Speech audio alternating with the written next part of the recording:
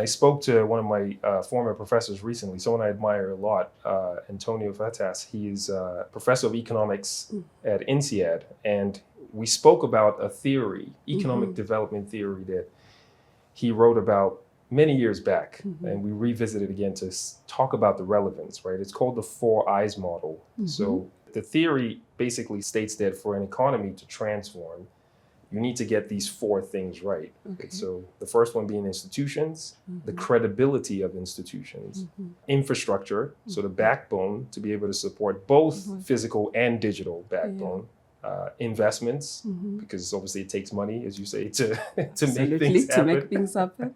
It's great to have a vision, but if you don't have any money, I think that vision just stays on paper, right? Absolutely. And the last one is innovation. You know, we've talked in the past about how you're trying to create that ecosystem that allows not just Rwanda to thrive, but the continent, using Rwanda as a base. So when you reflect on what I've just described, that economic development theory, when you reflect on your mandate at KIFC, do you think that KIFC is achieving those objectives when you look across those 4 pillars? Absolutely. And KIFC is just one part of making those 4 pillars come to life, right?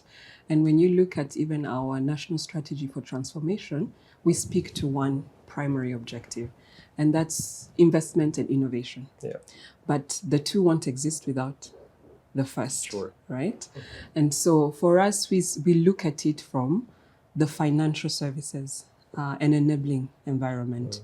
What do we have to do that is not already there for this to be able to happen? Let me maybe first speak to the innovation.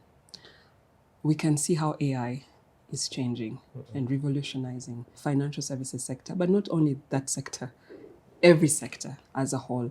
So there's no way we're going to speak about finance and being a financial hub without considering innovation. And so the question becomes, how prepared and ready is Rwanda for the AI revolution that we're seeing slowly creeping up?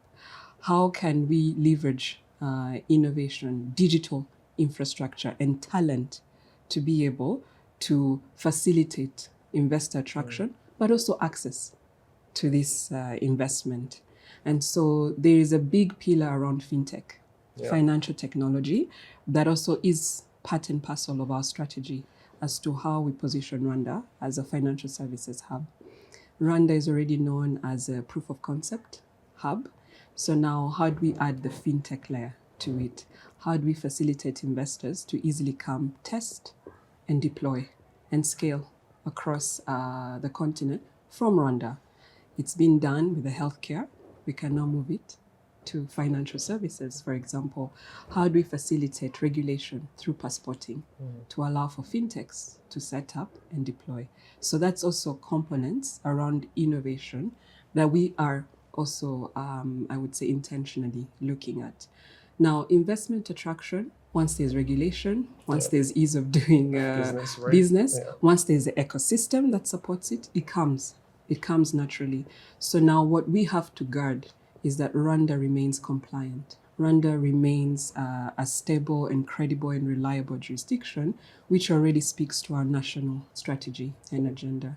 So we mainly look at the investment attraction piece, but we work across the ecosystem with our regulators to ensure there's credible institutions, right, that are servicing investors.